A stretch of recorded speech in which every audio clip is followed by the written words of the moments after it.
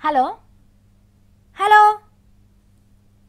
Hello hello ఎవరమ్మా? మంత్రి మనోడేనమ్మా. లేదు లేదు, నేను ఎంత చెప్తే అంతే. ఆయనకి కూసమ్మంటే కూసుంటాడు, నిలవడమంటే నిలబడతాడు. మరి ఏందనుకున్నావు?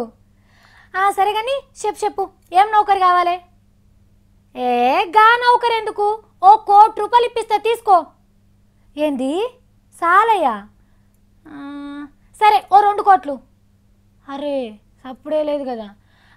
ఇవన్నీ కాదు కానీ 3-4 కోట్లు సరిపోతాయా? అవి కూడా చాలయ్యా. ఇక లాస్ట్ ముచ్చట 10 కోట్లు ఇప్పిస్తా, తీసుకో. సరేనా? సరే సరే కానీ ముందుగా నా అకౌంట్లోనైతే 10 లక్షల రూపాయలు వేయు, సరేనా? ఇగో గిట్లా అనేటోళ్ళను చూసే ఉంటుంది కదా. ఇగో గిసొంటి పెద్ద మనిషినే పట్టుకొచ్చిన. ఎందుకో అరుచుకుందని రండి. ఇగో ఇక్కడ కనిపిస్తున్నాడు చూడు. ఇగో వీడు అచ్చం మా సావిత్రి చెప్పినట్టే చేసిండు. చిన్న చెమట సుక్క రాలకుండా మన ఎమ్మెల్యేలకు ఎంపీలకు ఫోన్లు చేసి మీ ఊరికి సర్కార్ పథకాలు ఇప్పిస్తా, లోన్లు ఇప్పిస్తానని చెప్పిండు. మరి వాళ్ళన్న వెనక ముందు ఆలోచన చేయాలి కదా. అది ఏం లేకుండా మందికి చెప్పే వరకు వాళ్ళంతా పోయి చక్కగా ఈ దగులుబాజీ కానీ ఖాతాల పైసలు వేసిర్రు. కానీ చూడుని వీని తెలివి, వీడు చేసే లంగ పనులు అన్నిటికీ ఎమ్మెల్యేలను ఎంపీలనే నడవబెట్టుకున్నాడు. అవి ఎంత అమాయకంగా కనిపిస్తున్నాడో చూడు ఈ నల్లికుట్లోడు.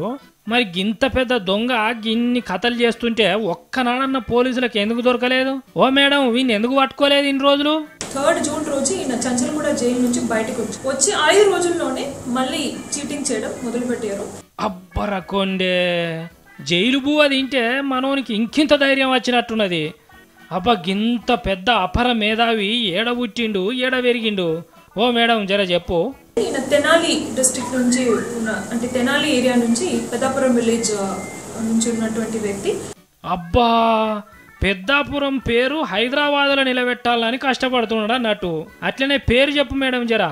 అసలు పేరు వచ్చేసి తోట బాలాజీ నాయుడు, అదొకటి పేరు ఉంది. ఇంకా లక్ష్మణ్ మహేష్ అని కొంతమందికి చెప్పుకున్నారు, మళ్ళీ బాబు అని చెప్తున్నారు. బై, ఎన్ని అవతారాలు చూడుర్రి. ఓర్ నాయనా, పెద్ద పెద్ద లీడర్లనే వాడుకునే తెలివి ఉన్నోని నువ్వే చక్కగా రాజకీయాలకు వస్తే ఏం తెలియకుండా మందిని ఎంతగానో ముంచుతువో, ఎన్ని కోట్లేని కేస్తువో, ఎవ్వలకు అందనంత పెద్ద లీడర్ అవుతావు కావచ్చురా నాయన.